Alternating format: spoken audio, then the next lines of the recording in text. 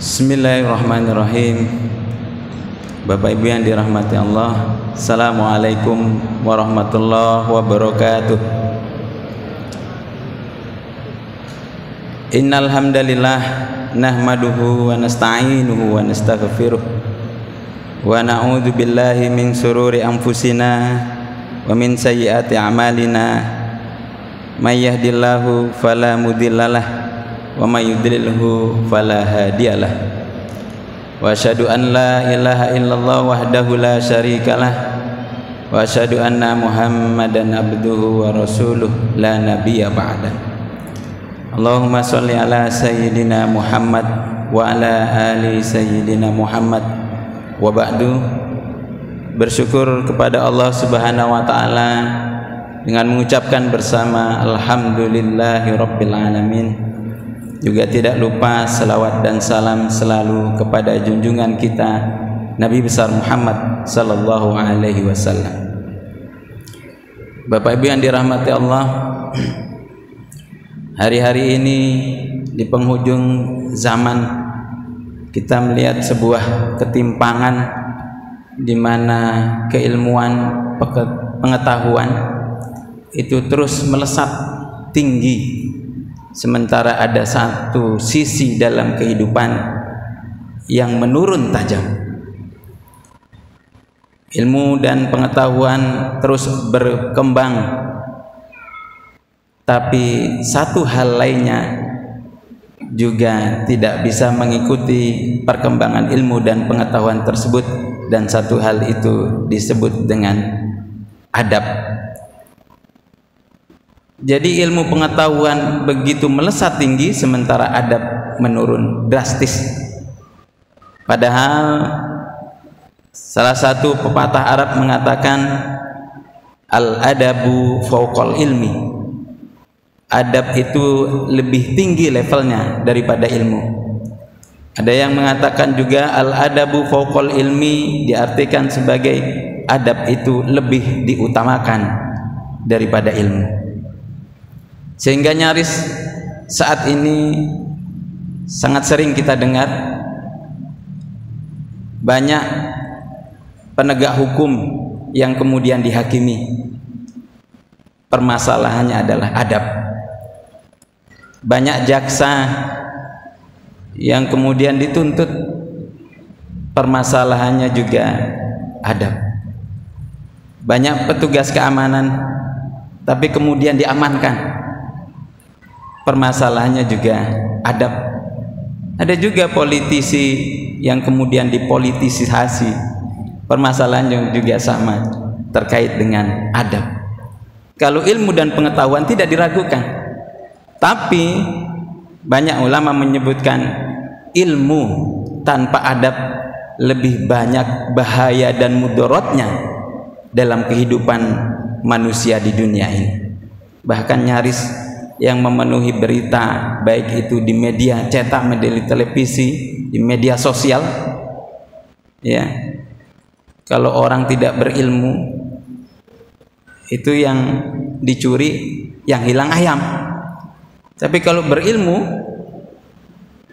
yang hilang itu bisa timah masih terngiang itu timah senilai 270 triliun hilang. Itu persoalannya adalah adab. Itu kalau 270 triliun dipakai untuk dana buka puasa dan sahur bersama di Masjid Syuhada, berapa ribu Ramadan kita bisa menikmatinya. Itu permasalahannya adalah adab. Ulama salaf mengutamakan adab dibandingkan ilmu, karena ulama-ulama terdahulu jauh belajar adab lebih lama dibandingkan belajar ilmunya. Jadi kalau ukuran ulama salaf belajar adab itu 10, 20, bahkan nyaris 30 tahun, baru kemudian belajar ilmunya 10 dan 15 tahun saja. Seperti halnya Imam Malik, belajar tentang adab 16 tahun, kemudian dia belajar ilmu hanya 5 sampai 10 tahun saja. Itu artinya adab menjadi dasar penopang ilmu dan pengetahuan. Karena ilmu dan pengetahuan tanpa adab bisa melahirkan kemudaratan, atau suatu yang berbahaya dalam kehidupan manusia. Bahkan Rasulullah sallallahu alaihi wasallam diajarkan adab oleh Allah Subhanahu wa taala, "Addabani Rabbi fa ahsana ta'dibi." Bahwa Rasul kita Nabi besar Muhammad sallallahu alaihi wasallam diajarkan adab oleh Allah Subhanahu wa taala dan terus diperbaiki adabnya. Baru kemudian Jibril alaihissalam membawa pengetahuan-pengetahuan dan pelajaran-pelajaran yang diberikan kepada Rasulullah sallallahu alaihi wasallam. Bahkan Imam Nawawi yang sering kita dengar dengan berbagai karyanya yang fenomenal, ada buku, mungkin kalau pesantren ini umum bukunya dibaca, Riyadhus Shalihin, buku dengan ribuan hadis, atau Al-Arba'in yang sering dikaji di masjid-masjid, di halakoh-halakoh, atau Syarhu Sahih Muslim juga. Itu adalah karya-karya dari Imam Nawawi. Tapi sebelum karya-karya itu besar muncul, beliau membuat karya pertama tentang adab. Buku beliau yang mengkaji tentang tulisan adab ini tertulis dengan judul At-Tibyanu fi Adabi Hamalatil Quran. Bagaimana ahli Quran memiliki adab dalam mengajar dan belajar Al-Quran. Ini artinya adab itu menjadi dasar utama. Bahkan dalam sejarah yang tertulis terang dalam Al-Quranul Karim, kita sering mendengarnya, iblis dikeluarkan karena tidak beradab. Sebuah alasan menyebutkan bahwa Nabi besar Nabi Adam alaihissalam diciptakan dari tanah, sementara iblis dikatakan lebih mulia karena diciptakan dari api. Ini sebuah alasan karena iblis tidak beradab kepada Allah Subhanahu wa taala, karena tidak taat dan patuh untuk menjalankan perintahnya, menyembah Nabi Muhammad, bersujud kepada Nabi Muhammad sallallahu alaihi wasallam. Ini merupakan gambaran sekilas bagaimana adab harus ditanamkan kepada generasi kita. Karena adablah yang sebenarnya memberikan petunjuk dan memberikan banyak manfaat dan berkah bagi agama Islam, bagi siapapun penuntut ilmu. Sementara adab yang dilakukan kepada seorang hamba yang beriman dalam melaksanakan segala perintah dan larangannya kepada Allah Subhanahu wa taala disebut dengan akhlak. Akhlak ini rumpun katanya adalah khalaqah, alladzi khalaqal insana min alaq, bahwa kita diciptakan ini, maka penciptaannya kata kerjanya menggunakan khalaqah. Wa ma khalaqtul jinna wal insa illa liya'budun, maka kita yang diciptakan disebut dengan makhluk, sementara yang menciptakan disebut dengan khaliq.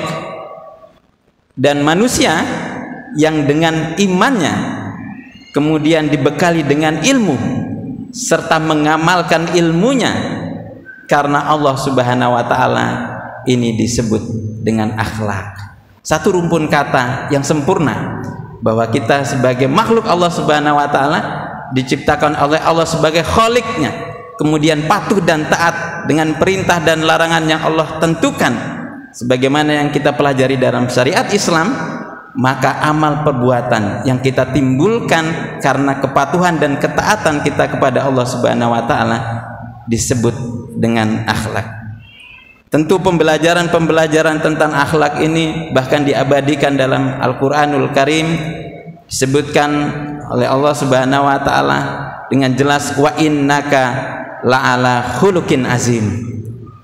Dan sungguhnya engkau Nabi Muhammad sallallahu alaihi wasallam adalah benar-benar berbudi pekerti yang luhur. Kata khulukun itu menggambarkan bahwa Nabi besar Muhammad adalah makhluk sama dengan kita yang telah diciptakan Allah dengan patuh dan taatnya menjalankan segala perintah Allah Subhanahu wa taala, sehingga itu kemudian diabadikan dengan kata khuluqin azim. Kata khulukun adalah rumpunnya sama dengan akhlak. Sementara itu Nabi sallallahu alaihi wasallam juga bersabda, inna athqala ma wudi'a fi mizanil mu'min yaumal qiyamati khuluqun hasanun wa innallaha yubghidul fahisal badhi'ah. Diriwayatkan dari hadis riwayat At-Tirmizi, disebutkan sesungguhnya perkara yang lebih berat di timbangan amal bagi seorang mukmin pada hari kiamat adalah akhlak yang baik. Wa innallaha yubghidul fahisal badhi'ah, dan Allah tidak menyukai orang yang berbicara keji dan kotor. Keji dan kotor ini muaranya adalah adab dan tingkatan yang tertinggi kalau dia diamalkan atas nama Allah Subhanahu wa taala disebut dengan akhlak. Begitu juga banyak di antara nasihat-nasihat Rasulullah sallallahu alaihi wasallam, akmalul mu'minina imanan ahsanuhum khuluqan. Kata Rasulullah, kaum mukmin yang paling sempurna imannya. Jadi kesempurnaan iman seorang mukmin itu bagaimana menurut Rasulullah? Adalah yang paling baik akhlaknya. Juga disebutkan innama bu'istu liutammima makarimal akhlak. Sesungguhnya aku diutus untuk menyempurnakan akhlak yang mulia. Dari sini kita dapat menyimpulkan bahwa perkembangan teknologi dan pengetahuan serta apa yang terjadi pada saat ini yang perlu kita tanamkan dan kita perkuat kepada anak-anak generasi kita, generasi-generasi selanjutnya, pemuda dan pemudi, adalah bagaimana kembali kepada ajaran Rasulullah sallallahu alaihi wasallam, para tabi'in dan sahabat-sahabat tentang betapa pentingnya landasan adab sebelum mempelajari ilmu, sehingga ilmu yang dia pelajari, yang dia terima dan dia kerjakan menjadi sebuah amal kebaikan dan banyak memberikan keberkahan dalam kehidupannya. Karena ilmu dan pengetahuan yang dimilikinya semuanya terkontrol dengan adab, dan kalau kontrol itu atas perintah Allah Subhanahu wa taala karena kepatuhan kita kepadanya, maka itu disebut dengan akhlak. Usikum wa nafsi bitaqwallah. Semoga anak-anak kita semuanya menjadi pribadi-pribadi yang berilmu dan berakhlak sehingga bisa menjalankan segala perintah dan larangan Rasulullah sallallahu alaihi wasallam dan segala apa yang tertulis dalam Al-Qur'an sebagaimana yang Allah wajibkan kepada kita semuanya. Assalamualaikum warahmatullahi wabarakatuh.